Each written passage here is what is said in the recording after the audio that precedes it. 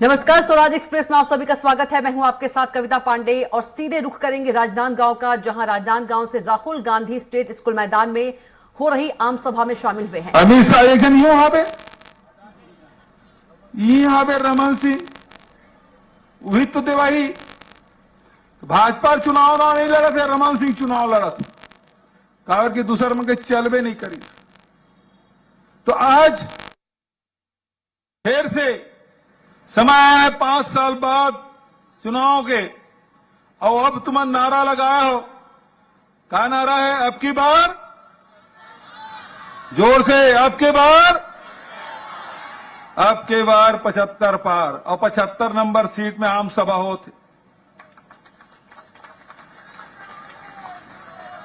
ये ला जीतना है कि नहीं जीतना है?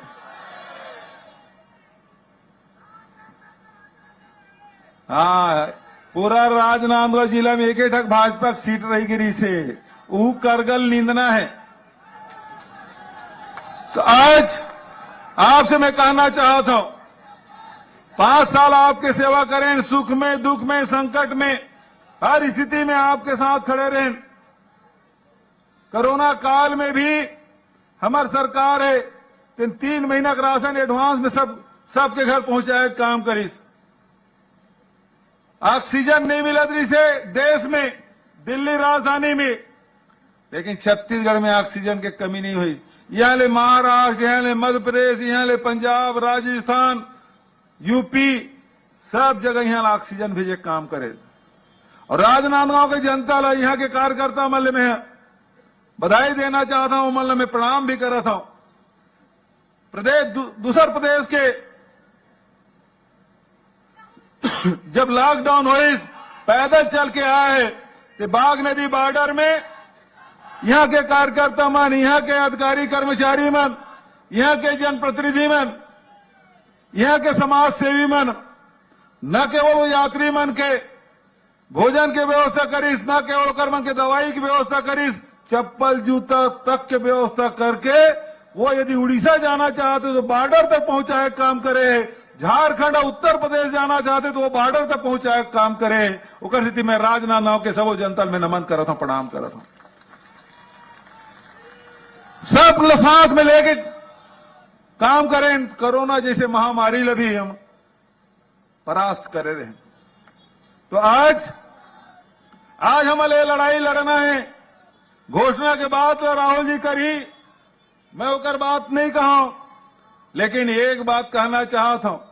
ये मैं डबल इंजन के सरकार है कि थे 2013 के पहले 14 के पहली मनमोहन सिंह जी प्रधानमंत्री रही से, तब तुम्हार धान 80 लाख मीट्रिक टन खरीदी होत रही से। मनमोहन सिंह जी प्रधानमंत्री रही से तो कोनो साल 50 और 100 रुपया बोनस भी मिल जाती रही से धान में। लेकिन जैसे डबल इंजन की सरकार बनी, वहां मोदी जी और यहां रमन सिंह जी वो इसका बोनस देना बंद। चुनाव साल में बोनस और 3 साल कोनस, और बाद 15 क्विंटल के जगह 10 क्विंटल। बहनी मां सूरता करो, पहले 35 किलो चाउर मिला तरी से, जैसे डबल इंजन की सरकार बनी 7 किलो कर दी। लेकिन हम पिछले समय कह रहे हैं कि हमारी सरकार बनाओ, हम 2500 रुपए में खरीदे करबो, रमन सिंह जी नहीं दे 2 साल के बोनस तेनोल देबो। विधानसभा में रमन सिंह जी किथे सवाल करी मोर से, मैं जिन वादा कर रहे हैं तेन 2 साल के बोनस लग कब देबे? मैं कि तो लाज तक नहीं लगे डॉक्टर, ते वादा करे थे मैं दो। लेकिन फिर भी चूंकि किसान के बात है, प्रधानमंत्री में चिट्ठी लिखे बोनस लगते बंद करे है। 2014 से बंद है पूरा हिंदुस्तान में बोनस देना। ते 2 साल के बोनस दे का अनुमति भर दे का और प्रतिबंध ते लगाया है, वो प्रतिबंध न हटा दे। मैं ये मंच के माध्यम से आप लोग विश्वास दिलाता हूं कि जैसे प्रतिबंध हटी 2 साल के बोनस किसान लब मिली।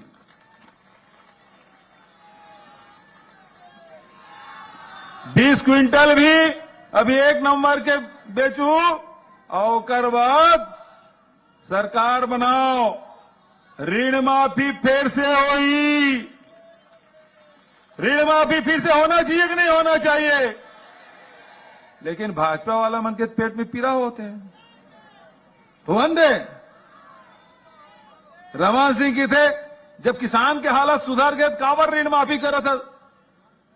लेकिन मैं सवाल पूछता हूं कि हमन तो राहुल जी की सिपाही हैं। राहुल जी कहते किसान ला मजबूत करो, ऋण माफी करो, ओकर उपज की कीमत दो, और एक तरफ मोदी जी की सरकार है, भारतीय जनता पार्टी की सरकार है, 14.5 लाख करोड़ रुपया उद्योगपति मन के माफ कर दी। 14.5 लाख। एक बार भी कोनो भाजपा वाला मन कहे कि ओकर लोग जब माफ कर रहा था तो किसान के भी माफ कर दे। ये मन है किसान के हित में कभू नहीं आ सका है। और एक और बात, आखिरी बात कह के मैं राहुल जी आमंत्रित करूं, वो बात ये है, रमन सिंह कबू 2100 दे के बात कर रही से, कबू 300 रुपया दे के बात कर रही से, आदिवासी मतलब जर्सी गाय दूं की बात कर रही थे। वो अलग बात है, वो गिरवा बनाए रही थी, खुटी में रखे रखे सर गए, लेकिन गाय जर्सी एक ठक नहीं मिली। तेकर मन के बात के कोई गारंटी नहीं है का विश्वास है कर मन के?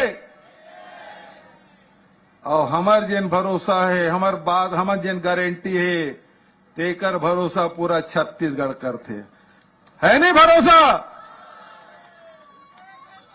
भरोसा है ना?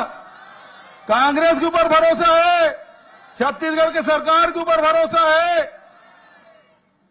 ये भरोसा जिन हम कहें, जिन कांग्रेस पार्टी की, जिन वादा हमारे नेता की कि ये काम करना है, तो निश्चित मान के चला वो काम छत्तीसगढ़ में होकर रही। मैं बहुत ज्यादा देर आपके और राहुल जी के बीच में नहीं रहते हुए आप सबसे जोरदार नारा लगाया कि अपील करा था। सब तैयार हो? कांग्रेस पार्टी, जोर से आवाज नहीं आते। कांग्रेस पार्टी, मल्लिकार्जुन खड़गे, सोनिया गांधी, राहुल गांधी जिंदाबाद, राहुल गांधी जिंदाबाद, राहुल गांधी जिंदाबाद।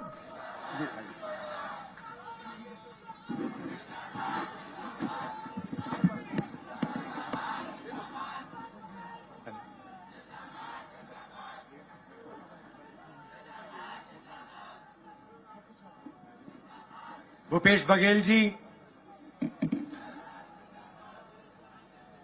साहू जी, चरणदास महंत जी, स्टेज पे कांग्रेस पार्टी के वरिष्ठ नेता, भाइयों और बहनों, प्रेस के हमारे मित्रों, आप सबका यहां बहुत बहुत स्वागत, नमस्कार। भैया आप बंद कीजिए, डिस्टर्ब मत कीजिए।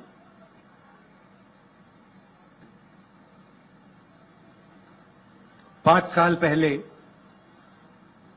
ऐसी ही मीटिंग में बघेल जी ने, मैंने, कांग्रेस पार्टी के सीनियर नेताओं ने छत्तीसगढ़ की जनता से 3-4 वायदे किए थे। सबसे बड़ा वायदा कि छत्तीसगढ़ में किसानों का कर्जा माफ होगा और एक ऐसी सरकार आएगी जो किसानों की रक्षा करेगी, जो किसानों की, मजदूरों की आवाज सुनेगी और उनको सुनकर सरकार चलाई जाएगी। हमने ये भी कहा था कि धान के लिए छत्तीसगढ़ के किसानों को 2,500 रुपए प्रति क्विंटल मिलेगा। अब मैं आपसे पूछना चाहता हूं, क्या हमने आपको सच बोला था या झूठ बोला था? हमने 15-20 बातें नहीं की थी। हमने 4-5 बातें बोली थी, मगर जो हमने स्टेज से बोला वो हमने करके दिखाया। एक और बात, हमने वायदा किया था कि छत्तीसगढ़ में किसानों को 2,500 रुपए क्विंटल मिलेगा। किया था ना? आज क्या रेट है? आज 2,500 है या 2,640 है? 2,640 है। तो जो हमने वायदा किया था उससे हम आगे निकल गए हैं। वहां हम नहीं रुके नहीं। हम आपको यह कह सकते थे कि देखिए, हमने तो 2,500 की बात करी थी, हमने 2,600, 700, 800 की बात तो नहीं की थी, मगर नहीं, हमने उसको 2,640 कर दिया। और आप बोलो भी ना,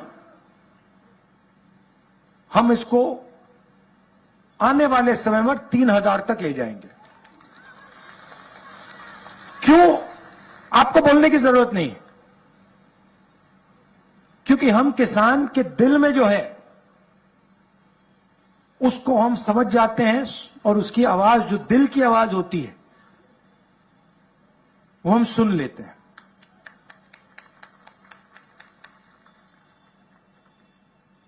आज सुबह किसानों के साथ, मजदूरों के साथ बघेल जी और मैंने थोड़ा काम किया, बातचीत की, और सारे के सारे किसान, सब ने हमें कहा कि जो सरकार ने उनके लिए पिछले 5 साल में किया है, उससे पहले किसी सरकार ने ऐसा काम नहीं किया है। 2,500 रुपए प्रति क्विंटल, कर्जा माफ, बिजली बिल हाफ, किसान न्याय योजना में 23,000 करोड़ रुपए 26 लाख किसानों को, मजदूरों को 7,000 रुपए हर साल, 5 लाख मजदूरों को फायदा मिला। अब देखिए कांग्रेस पार्टी का तरीका देखिए। आज सुबह किसानों से बात हुई, मजदूरों से बात हुई, मजदूरों ने हमें कहा, बघेल जी को, साहू जी को, टीएस जी को, मुझे कि 7,000 रुपए थोड़ा कम है। मैंने बघेल जी से गाड़ी में बात की और हमने निर्णय ले लिया कि 7,000 नहीं, अब 10,000 रुपए हो जाएगा।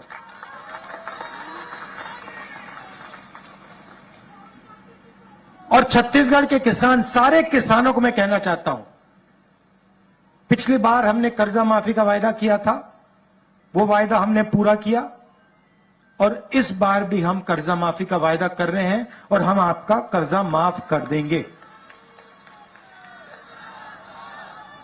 सुबह हमने पूछा, किसानों से पूछा, उनकी जमीन के बारे में पूछा, और मैंने उनसे पूछा, भाई आप जमीन का रेट क्या है? सीधा मुझे जवाब देते हैं, राहुल जी यहां पे कोई जमीन बेचना नहीं चाहता, हमें आप जमीन बेचने की कोई जरूरत ही नहीं है, कोई कर्जा नहीं है, बैंक अकाउंट में पैसा है, हम जमीन बेचने की सोच ही नहीं रहे हैं। तो यह ऐतिहासिक बदलाव आया है और बहुत गहरा बदलाव आया है, और हम चाहते हैं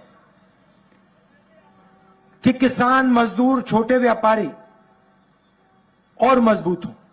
देखिए, 2 तरीके की सरकार होती है। मैंने कल अपने भाषण में कहा, एक सरकार होती है जो गरीबों के लिए काम करती है, किसानों के लिए, मजदूरों के लिए, बेरोजगार युवाओं के लिए उनकी मदद करती है, और पूरी की पूरी अपनी शक्ति उनकी मदद करने में लगा देती है। दूसरी तरीके की सरकार होती है, वो अरबपतियों को देखती है। और जो देश में सबसे अमीर लोग होते हैं,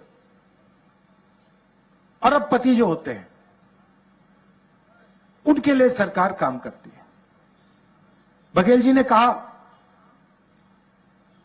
14 लाख करोड़ रुपए नरेंद्र मोदी जी की सरकार ने अदानी जी जैसे लोगों का कर्जा माफ किया है। 14 लाख करोड़ रुपए। आप मुझे बताइए, बीजेपी ने कौन सी स्टेट में, हिंदुस्तान में अलग अलग स्टेट में उनकी सरकार है, कौन से स्टेट में बीजेपी ने कर्जा माफ करके दिखाया किसानों का? ये मुझे बता दो। आपको एक स्टेट नहीं मिलेगा। और सेंट्रल सरकार को तो छोड़ दो, उनका तो सीधा अदानी जी के साथ रिश्ता है। 24 घंटा अदानी अदानी अदानी चलता रहता है। खदानें दे दी, एयरपोर्ट दे दिए, पोर्ट दे दिए, किसान के कानून बना दिए उनके लिए। मोदी जी किसानों से कहते हैं नहीं, मैं तो आपके लिए फायदा करना चाहता हूं, मैं किसान बिल लाया हूं। सोचते हैं किसान को कोई समझ नहीं है। आप किसानों के जेब में से पैसा छीनने के लिए कानून लाए थे। आप अदानी जी को पैसा देने के लिए कानून लाए थे। और आप 24 घंटा अदानी जी की मदद करते रहते हैं। और यहां पे आपके जो चीफ मिनिस्टर हैं, वो भी अदानी जी जैसे लोगों के लिए ही काम करते हैं। हम किसानों के लिए, मजदूरों के लिए, छोटे व्यापारियों के लिए, युवाओं के लिए काम करते हैं। ये फर्क है। अब देखिए दूसरी बात, जहां भी बीजेपी के नेता जाते हैं, वो गरीब लोग से कहते हैं देखो हिंदी पढ़ो,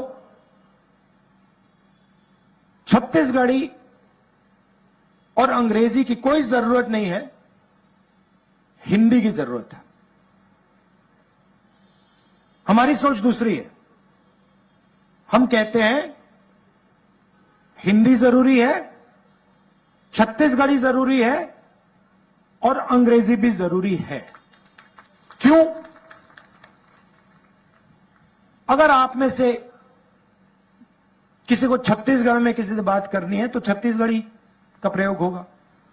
अगर आप यूपी जाएंगे, बिहार जाएंगे, बाकी हिंदुस्तान में जाएंगे तो हिंदी का प्रयोग होगा।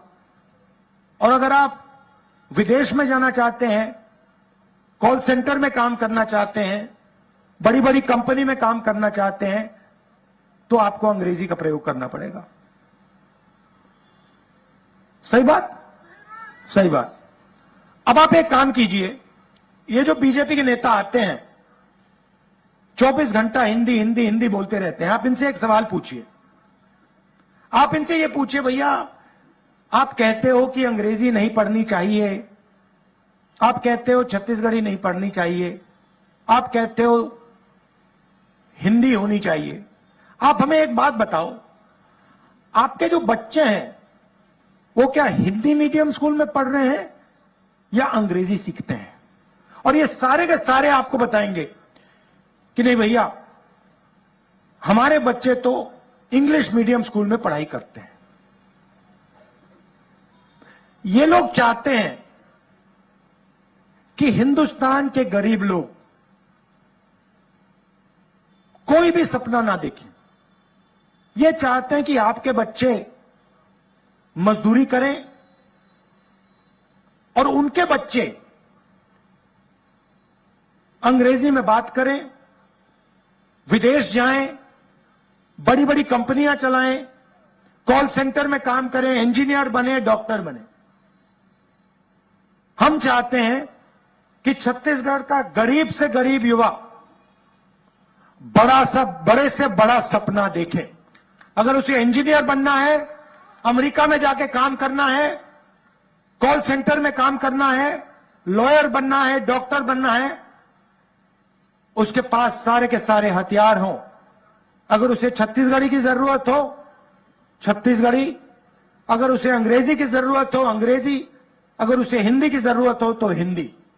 यह हमारी सोच है और इसीलिए पूरे छत्तीसगढ़ में हमने तकरीबन 400 Swami Atmanand English medium school खोले हैं और इसको ये हमने जो जाल फैलाया है इसको हम और फैलाएंगे और इसको और गहरा करेंगे। 33 नई यूनिवर्सिटीज एस्टेब्लिश की हैं और कल हमने एक नया अनाउंसमेंट किया, केजी टू पीजी। इसका मतलब समझे आप? समझे केजी टू पीजी का मतलब क्या है? इसका मतलब केजी से लेकर पीजी तक छत्तीसगढ़ की सरकार मुफ्त में शिक्षा देने जा रही है। ये लोग बीजेपी वाले लोग स्कूल को, कॉलेज को, अस्पताल को प्राइवेटाइज कर रहे हैं। जैसे बघेल जी ने अभी कहा, बचाने वाली सरकार या बेचने वाली सरकार। ये लोग अस्पतालों को, स्कूलों को, कॉलेजेस को बेचते हैं, हम बचाते हैं। इसीलिए छत्तीसगढ़ में सरकारी स्कूल, सरकारी कॉलेज, सरकारी यूनिवर्सिटी में छत्तीसगढ़ के किसी भी युवा को 1 रुपया नहीं देना पड़ेगा, मुफ्त में आपकी शिक्षा होगी। पिछले चुनाव में आदिवासियों से हमने तेंदुपत्ता का वायदा किया था, कहा था कि 4,000 रुपए में 1 बैग तेंदुपत्ता का खरीदा जाएगा। इस बार हम कह रहे हैं 4,000 रुपए साल के आपके ऑटोमेटिक बैंक अकाउंट में हम डाल देंगे और जो आपके जंगल में जो चीजें उगती हैं, तेंदुपत्ता, इमली, इनके लिए हम 10 रुपए एक्स्ट्रा एमएसपी में डाल देंगे। भाई और बहनों, एक और बहुत बड़ा मुद्दा है और शायद वो हिंदुस्तान की राजनीति के लिए, हिंदुस्तान के प्रगति के लिए सबसे बड़ा मुद्दा है। उसको हम जाति जनगणना कहते हैं, कास्ट सेंसस। सवाल यह है कि इस देश में हम जात की बात करते हैं मगर किसी को नहीं मालूम कि कौन सी जात की कितनी आबादी है।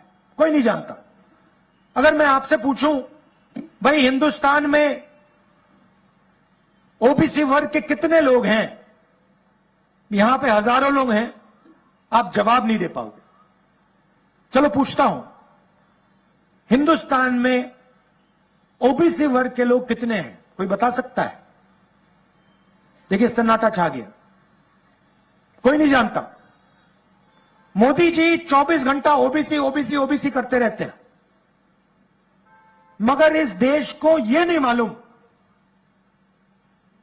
कि ओबीसी कितने हैं, आदिवासी कितने हैं, दलित कितने हैं और आदिवासी के अंदर, दलित के अंदर अलग अलग कितनी जाति हैं और उनकी आबादी कितनी है। अब आप पूछोगे भैया इसकी क्या जरूरत है? बीजेपी के लोग कहते हैं भैया क्या जरूरत है, देश को क्यों पता लगे ओबीसी कितने हैं? मैं आपको बताता हूं। अगर हम भागीदारी की बात करते हैं, अगर हम देश की हिस्सेदारी की बात करते हैं तो हमें पता लगाना पड़ेगा कि अलग अलग जातों में कितने लोग हैं। मैं उदाहरण देता हूं आपको। हिंदुस्तान की सरकार को एमपी नहीं चलाते। लोग सोचते हैं कि भाई लोकसभा और राज्यसभा के मेंबर ऑफ पार्लियामेंट हिंदुस्तान की सरकार को चलाते हैं, मगर जो सच्चाई जानता है वो आपको 1 मिनट में कह देगा कि हिंदुस्तान की सरकार को 90 आईएएस के ऑफिसर्स चलाते हैं। आप सिर हिला रहे हैं, सही बोला ना मैंने? मतलब 90 लोग हैं जो इस देश की सरकार को चलाते हैं। उनको हम secretary to government of India कहते हैं। सबसे बड़ा अफसर होता है कैबिनेट सेक्रेटरी, और उसके नीचे 90 अफसर होते हैं secretary to government of India. ये लोग हिंदुस्तान की सरकार चलाते हैं। कैसे चलाते हैं? मनरेगा में कितना पैसा जाता है ये निर्णय लेते हैं। मनरेगा कैसे बनेगा, मजदूरों को कैसे पैसा दिया जाएगा, कॉन्ट्रैक्टर को कैसा पैसा दिया जाएगा, सड़क कहां बनेगी, कैसे बनेगी, अंत में ये लोग निर्णय लेते हैं। तो सवाल यह है, अगर सचमुच में ओबीसी की भागीदारी है, या दलितों की भागीदारी है, या आदिवासियों की भागीदारी है, तो इन अफसरों में भी ओबीसी की, दलितों की, आदिवासी अफसर होने चाहिए। और कम से कम अगर देश में मान लो 50% ओबीसी हैं, तो 90 में से 50% ओबीसी होने चाहिए। तब हम कह सकते हैं हां भैया ओबीसी की भागीदारी है। और 90 में से मान लो दलितों की 15% आबादी है, तो 15% दलित होने चाहिए। और मान लो हिंदुस्तान में 15% आदिवासी हैं, तो 15% उसमें आदिवासी होनी चाहिए। तो फिर हम कह सकते हैं हां भैया आदिवासी भी शामिल हैं, दलित भी शामिल हैं, ओबीसी भी शामिल हैं। और जब हिंदुस्तान का बजट बांटा जाता है, लाखों करोड़ रुपए बांटे जाते हैं, तो उसमें ओबीसी की भी आवाज है, दलित की भी आवाज है, आदिवासी की भी आवाज है, जनरल की भी आवाज है। अब सच्चाई सुनिए, 90 अफसर हैं, 90 में से 3 अफसर ओबीसी से आते हैं।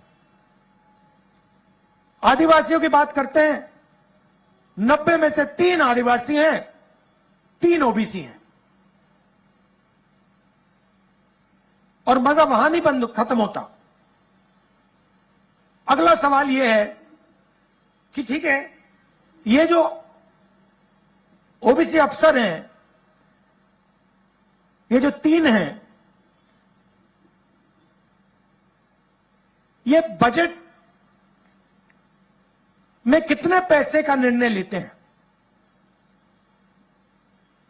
यहां जो ओबीसी युवा हैं, आप हिल जाओगे, आपको गुस्सा आएगा। भाइयों और बहनों,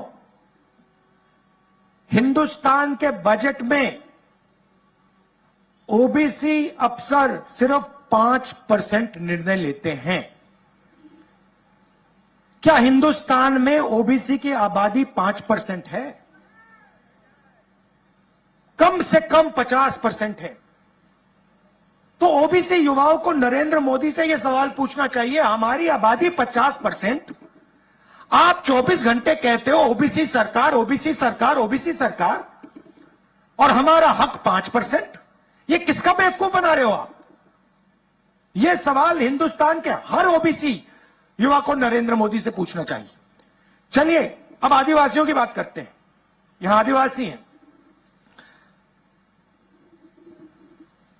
भाइयों और बहनों, ओबीसी 5% निर्णय लेते हैं, आदिवासी कितना लेते हैं? आदिवासी युवा, आप अच्छी तरह सुनो। अगर हिंदुस्तान की सरकार 100 रुपए खर्च करती है,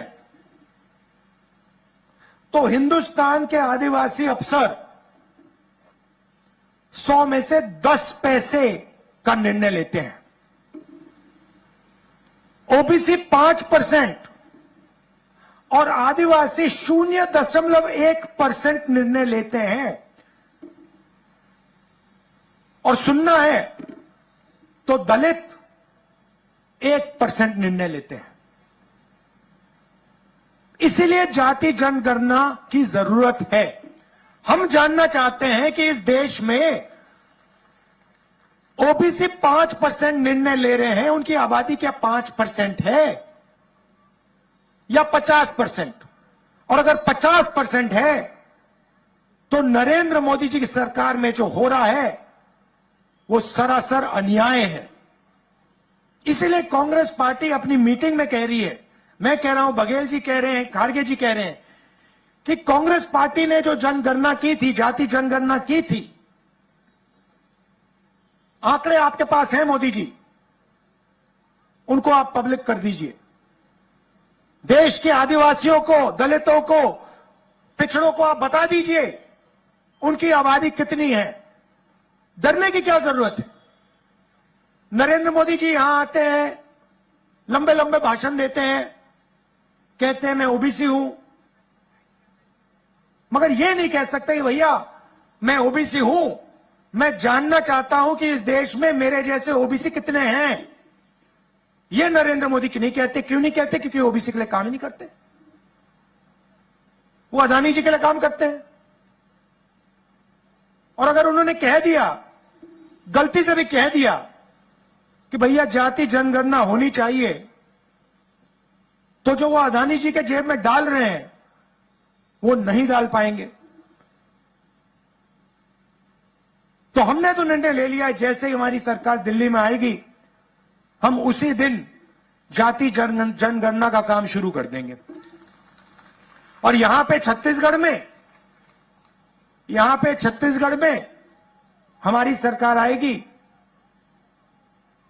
तो जाति का सेंसस उसी दिन छत्तीसगढ़ में शुरू हो जाएगा। कर्नाटक में शुरू हो गया है, राजस्थान में शुरू हो गया है, यहां पे भी हम काम शुरू कर देंगे। यह मैं आपसे कहना चाहता था। और जाति जनगणना के बाद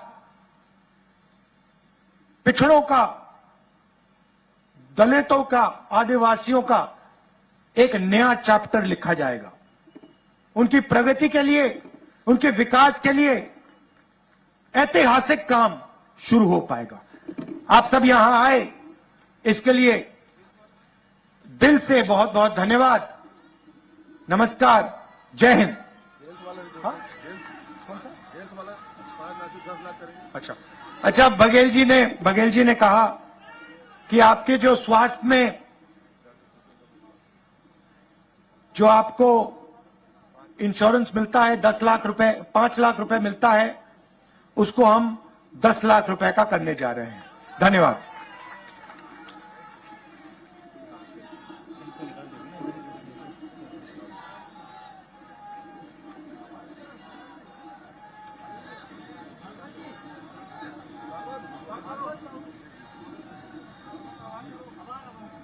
अब मैं इस सभा के लिए, आभार के लिए जिला ग्रामीण कांग्रेस कमेटी के अध्यक्ष भाई भागवत साहू जी को आमंत्रित करता हूं कि आभार करें।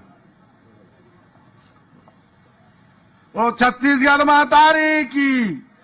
आज राजनांदगांव में चुनावी सभा में हम सबके नेता सम्माननीय राहुल गांधी जी, हमारे छत्तीसगढ़ के मुख्यमंत्री